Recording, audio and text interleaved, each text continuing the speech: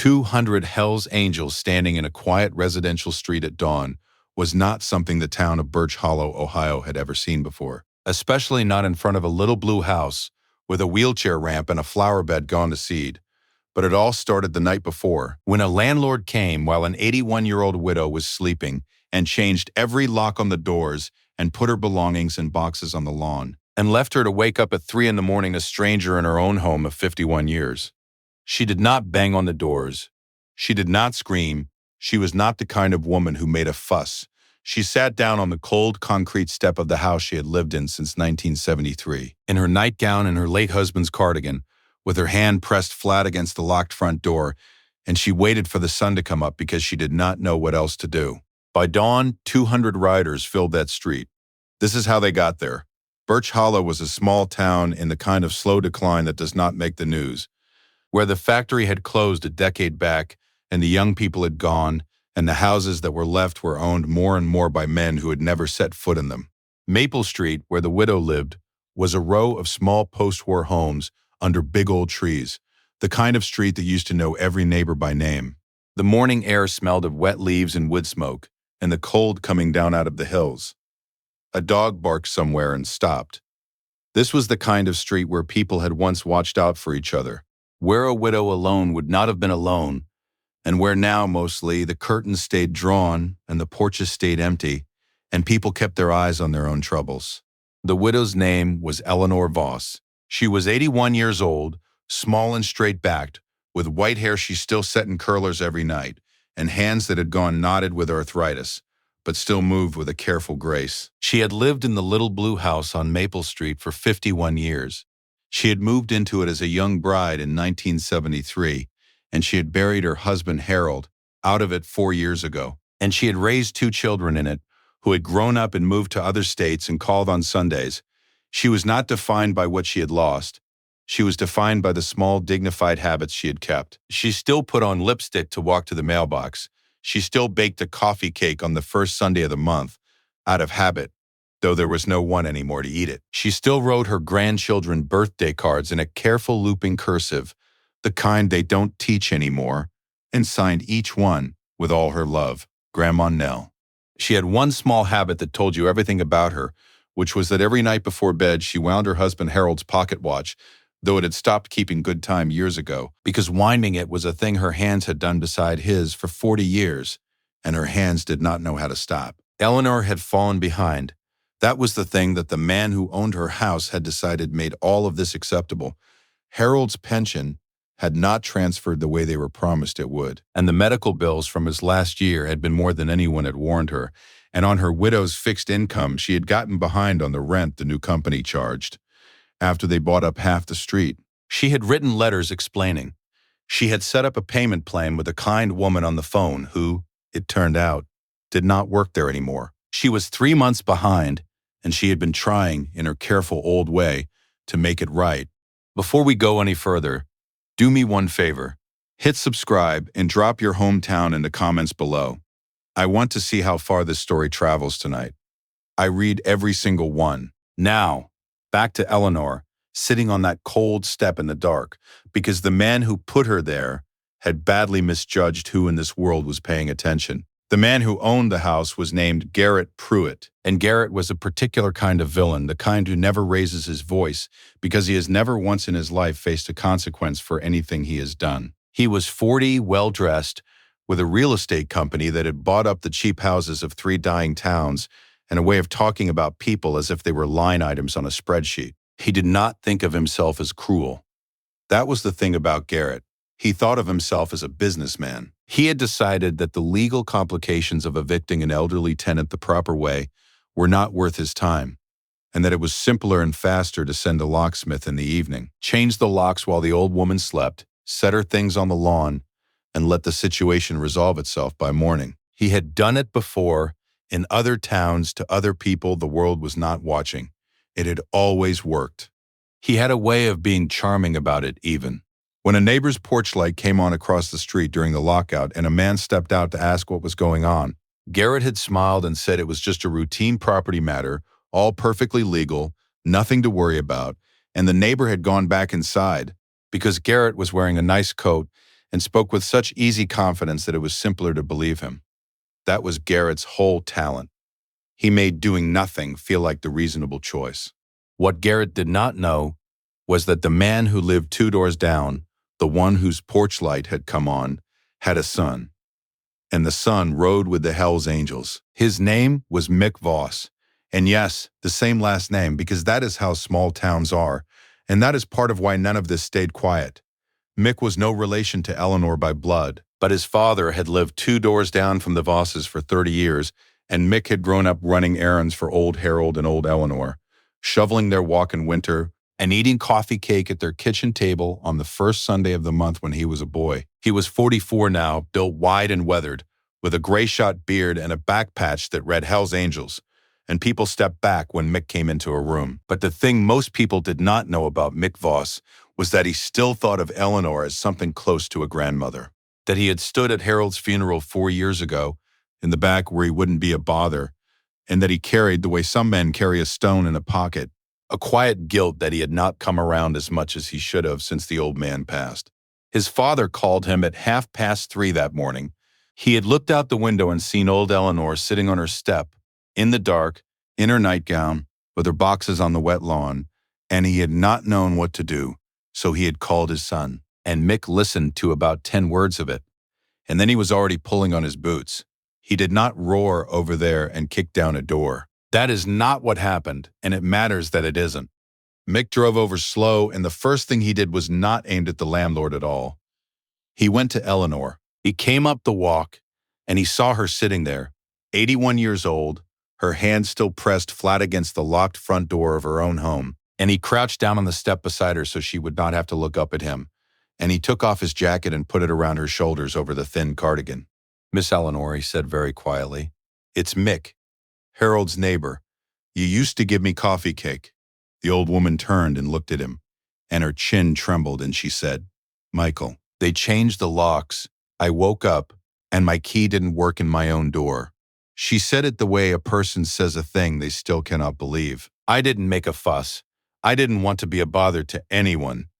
And something went very still and very cold in Mick Voss, because that was the worst part. Not the locks.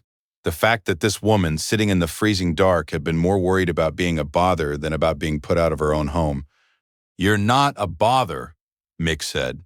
"You were never a bother to anybody." He stood up. He looked at the boxes on the wet lawn, the framed photographs, the good dishes, the whole quiet dignity of a long life set out on the grass like trash. Then he took out his phone, and he made one call, and all he said into it was 6 words. They put Miss Eleanor out. Maple Street. Then he sat back down on the cold step beside her, and he waited with her for the sun. Garrett came back at first light because he wanted to be sure the situation had resolved itself and the locksmith's invoice was in order.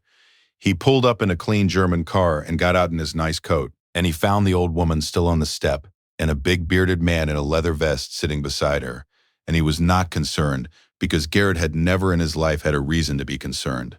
"Sir," Garrett said pleasantly, "this is private property, and that woman is a former tenant who's been removed for non-payment. I'm going to have to ask you both to clear off and have her belongings collected by end of day." Mick did not get up. "She's 81, he said. "You changed her locks while she was sleeping." "I followed the process," Garrett said, and he smiled, the easy practice smile. "I don't expect a man like you to understand the legal side of property management. She's 3 months behind. I have every right. Frankly, I'd watch the threats, friend, because I have attorneys and I know people in this county, and a biker harassing a property owner on his own land is not a fight you want. I'd take the old lady somewhere and let the adults handle the paperwork." It was the smartest cruel thing he could have said, all of it delivered without raising his voice, all of it more or less legal sounding, and any other morning on any other street it might have worked. Garrett had built his whole career on exactly this moment, the moment the other person realizes the law is wearing the bully's coat. Mick did not move. He did not threaten him back. He just looked at Garrett for a long moment, and then he tilted his head slightly, the way a man does when he hears something far off, because there was a sound, low and distant, coming up from the far end of Maple Street and the highway beyond it. A rumble, the kind that comes up through the ground before it reaches the ears. "What is that?" Garrett said. Mick almost smiled. It was not a kind smile. That's the part you didn't account for. Headlights swung into the far end of the street. One set, then more behind them, then more, until the gray dawn down Maple Street was a river of moving light, and the windows of every house began to tremble in their frames. The engines arrived before the riders did. The sound rolled down the quiet street and broke against the little post-war houses, and the porches themselves seemed to hum with it. Then they came, rank after rank, headlights sweeping under the big old trees, chrome catching the first gray light, and they did not race, and they did not roar. They came in slow and ordered, the way men come when somebody has put out a call and not one of them stopped to wonder whether they should answer it. 207 motorcycles filled Maple Street, and both its curves and spilled around the corner before the sun was fully up. They parked in rows in front of a little blue house with a wheelchair ramp. And then, row by row, the engines died. And then, there was silence. The silence of 200 riders standing in a quiet residential street at dawn is not a thing you can describe to someone who has never stood inside it. It is heavier than any noise. Up and down Maple Street, porch lights came on, and curtains that had stayed drawn for years pulled back, and neighbors who had not spoken in a decade came out onto their steps in their bathrobes to see. Garrett Pruitt stood on the wet lawn in his nice coat with the color draining out of his face. And out in the gray morning, 200 riders stood without making a sound, and not one of them was looking at the landlord. They were looking at the old woman on the step. A road captain came forward from the front of the line. He was older than Mick, gray all the way through his beard, slow on a bad hip, and he did not so much as glance at Garrett as he passed him on the lawn. He came up the walk, and he crouched down on the step in front of Eleanor, all the way down so an 81-year-old woman would not have to look up at one more man. And his rough voice came out soft. "Mrs. Voss?" he asked. "Eleanor?" The old woman looked at him, at all of them, her hand coming up to her mouth.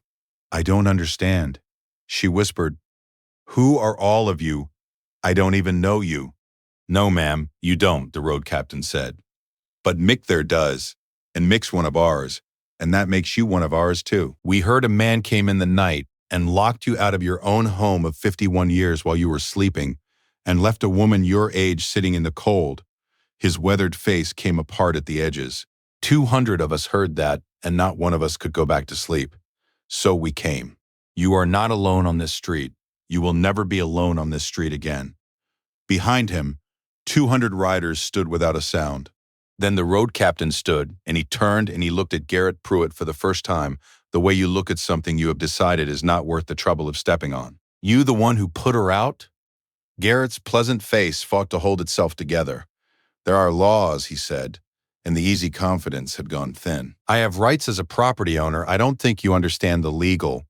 "Oh, I understand it fine," the road captain said. "And here's the thing about the law. What you did last night, the lockout, the no notice, the belongings on the lawn, that's not the legal eviction you keep saying it is. That's the illegal kind. There are lawyers in this county who do nothing but this, and by 9 o'clock this morning, every one of them is going to have your name." He let it sit. "Some of us own businesses in this town. One of us sits on the housing board, 2 counties over, and every single one of us is going to be watching every property you touch from this day forward. So you can fight it and lose slow in public, or you can put her keys back in her hand right now, restore her lease, and find a different town to be a vulture in. Your choice. We've got all morning." Garrett looked at 200 faces. He looked at the neighbors on their porches, all of them watching now, all of them witnesses. He did his arithmetic. He lost. He did not say anything. He reached into his coat and took out the new keys the locksmith had cut, and he walked them up the path, and he put them in the old woman's knotted hand, and he could not look at her while he did it. Then he got into his clean German car, and he backed it down a street lined with motorcycles that did not move an inch to make room for him, and he had to crawl it all the way to the corner. He did not get a dramatic exit. He did not deserve one, and nobody watched him go.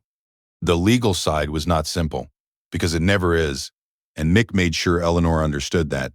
But the lockout was reversed before the morning was out. The lawyers the road captain had promised turned out to be real, and they took Eleanor's case for nothing. And within a few weeks, not only was her lease restored, but the back rent was settled in a way that did not cost her the house, and the company that owned half of Maple Street found that its quiet, profitable way of doing business in towns where nobody was watching did not survive being watched. Garrett Pruitt sold off his Birch Hollow properties within the year and moved his operation somewhere the news had not reached, which gets harder to find every day. But the part that mattered most was not the legal part. It was what happened on Maple Street after. The writers did not just put her keys back and ride off. Before they left that morning, 200 men and women carried every box back inside that little blue house and set it where it belonged, and the ones who could see what wanted fixed it. Somebody noticed the wheelchair ramp had a rotted board and replaced it before lunch. Somebody got the seized flower bed turned over, and after that morning they kept coming. Mick came every week, the way he should have all along, and the guilt he had carried about not coming around since Harold passed turned into something better. Other riders came too. They mowed the lawn in summer and shoveled the walk in winter. Eleanor started baking her first Sunday coffee cake again, and this time there were people to eat it. More people than her kitchen could hold. Big weathered men in leather sitting at the same table where a boy named Mick had once sat. And the street itself changed. That is the strange and quiet thing that happened. The neighbors who had come out on their porches that dawn, who had watched 200 strangers do what they themselves had failed to do for the old woman 2 doors down, did not all go back behind their drawn curtains. Some of them started watching out for each other again, the way the street used to, a long time ago.